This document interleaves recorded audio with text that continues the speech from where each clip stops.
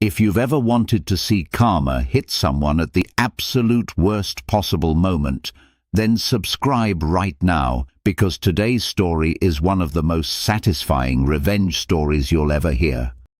Trust me, by the end of this, you're going to understand why some secrets never stay buried forever. He stood at the podium, smiling like a hero, while thousands of people cheered his name.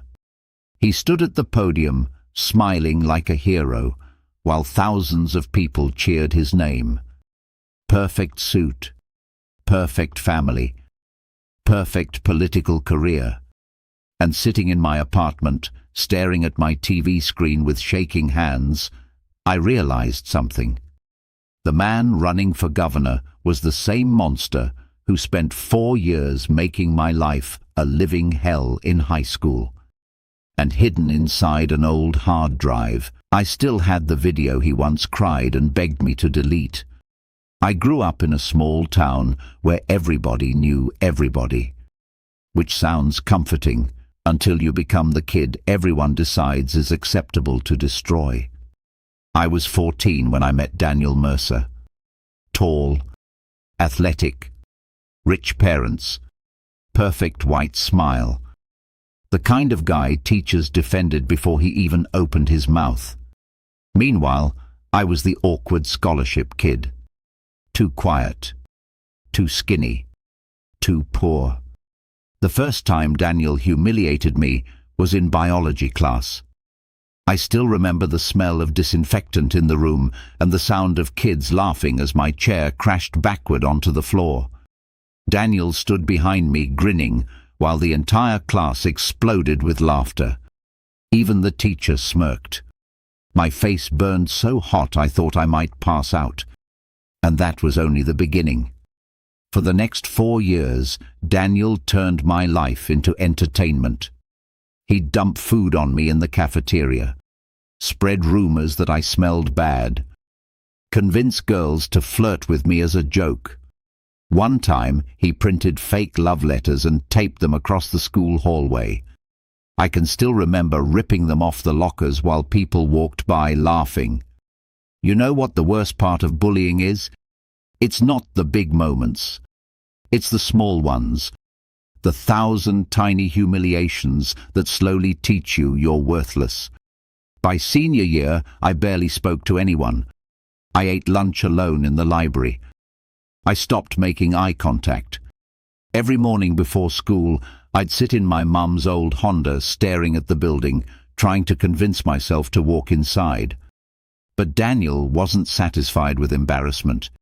He wanted domination. One night after a football game, he and 2 of his friends cornered me behind the gym. Cold air, wet pavement, the distant echo of people leaving the stadium. Daniel shoved me against the wall so hard, my head bounced off the bricks. "You think you're better than us," he hissed. I didn't even understand the question.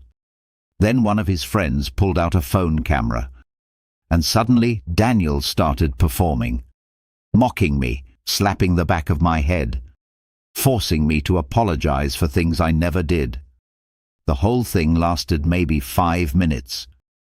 But fear stretches time. Every second felt endless. Then something happened Daniel never noticed. While they laughed and recorded on one phone, my own phone was recording from inside my jacket pocket. Audio, video, everything. At the time, I didn't even know why I saved it. Maybe survival instinct. Maybe part of me hoped one day somebody would finally believe me, but nobody ever did. When I reported Daniel, the principal called him a promising young man. His parents threatened lawsuits. My mother worked 2 jobs and could barely afford rent, so the school buried everything.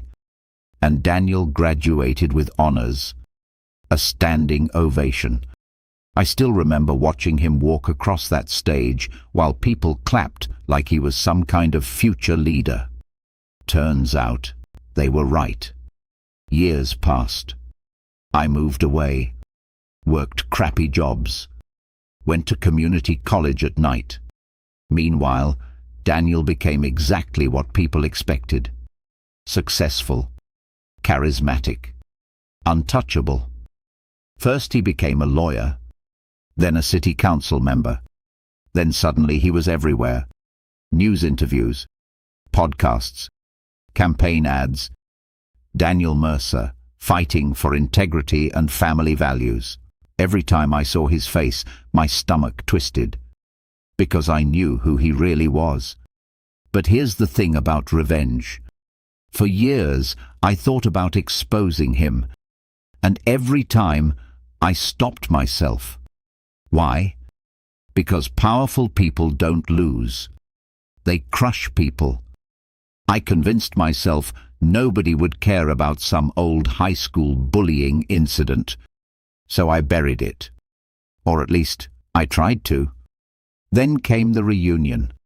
10-year high school reunion. I almost didn't go, but an old friend convinced me. "Come on," she said.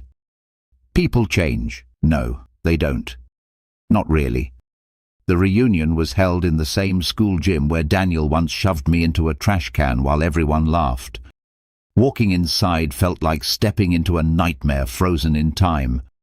And there he was, Daniel Mercer, surrounded by people, laughing loudly, shaking hands, acting like royalty visiting commoners.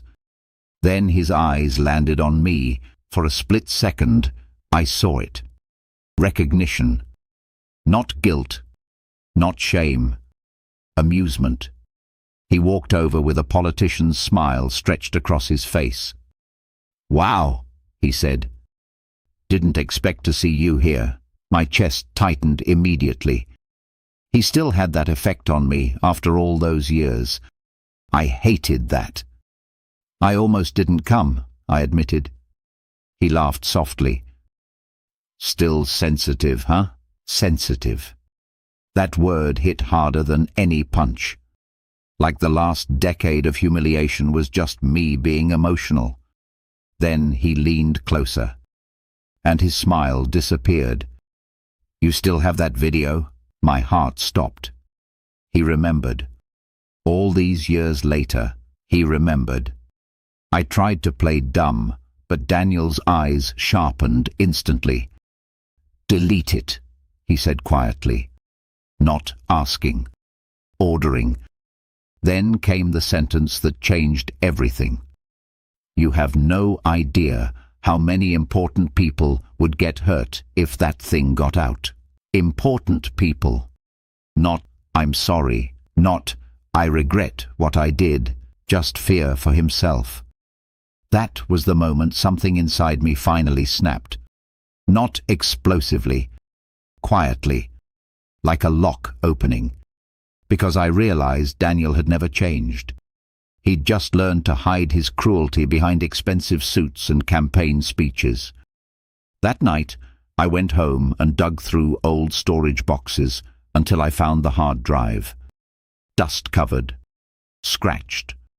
My hands trembled, plugging it into my laptop. And then, there it was. The video. Grainy footage. Dark shadows. Teenage voices echoing behind the gym. Daniel shoving me against the wall, calling me pathetic, laughing while his friends mocked me, and at the end, the part that made my stomach turn even now. Daniel looking directly at the camera and saying, "No one will ever believe you." I sat there staring at the screen for almost an hour. Then I opened YouTube. Not to upload it, just to look.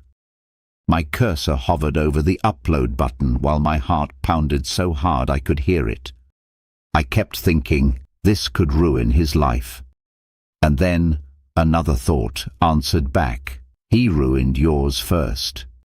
So I uploaded it anonymously. No dramatic message, no threats, just raw footage.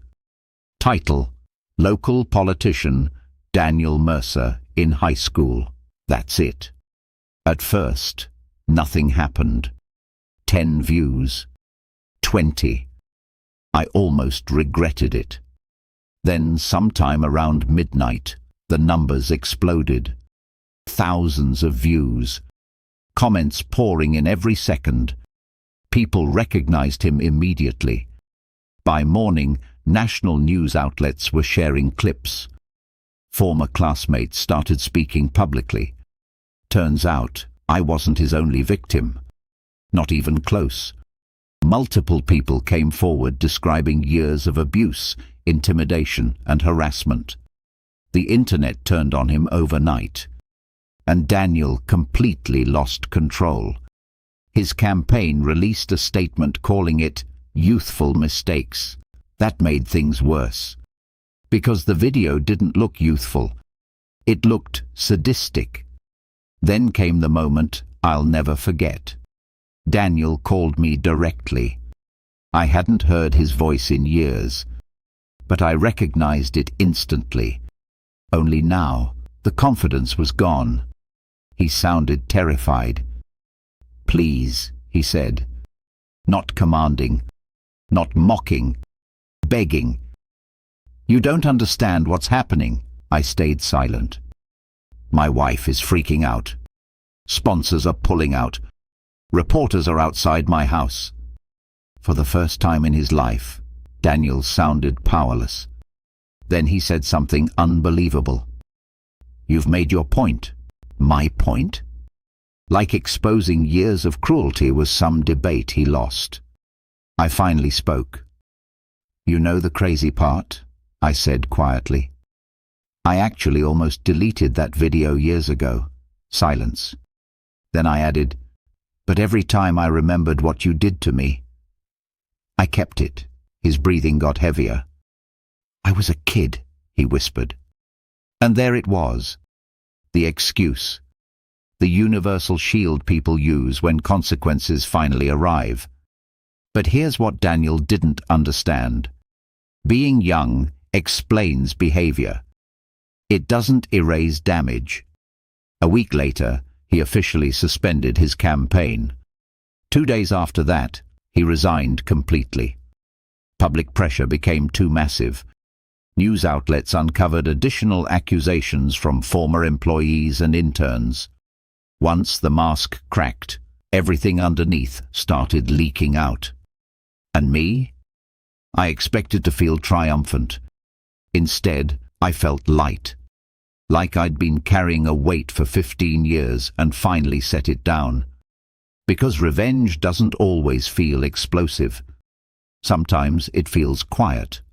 Like finally hearing the truth out loud after years of being told you imagined it. A month later, I was sitting in a coffee shop when Daniel walked in unexpectedly. No reporters, no suit, no confidence. He looked smaller somehow, like public humiliation had physically shrunk him. He saw me immediately. For a moment, neither of us spoke. Then he walked over slowly and asked, "Was it worth it?" I looked at him for a long second. Then I said something I'd waited half my life to say. "You spent years making me feel powerless." I leaned forward slightly. "And now you know what that feels like." Daniel stared at me silently. No comeback. No smile.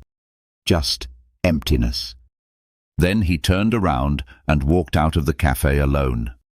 And honestly, if this story kept you hooked until the end, hit that like button and subscribe for more intense revenge stories every single week. And tell me in the comments, do you think the narrator did the right thing by releasing the video? Or should the past have stayed buried? I'll see you in the next story. That was enough. People love saying karma isn't real. But sometimes karma is just evidence surviving long enough for the truth to catch up. And sometimes, the people who spend years humiliating others forget one important thing. The victims remember everything.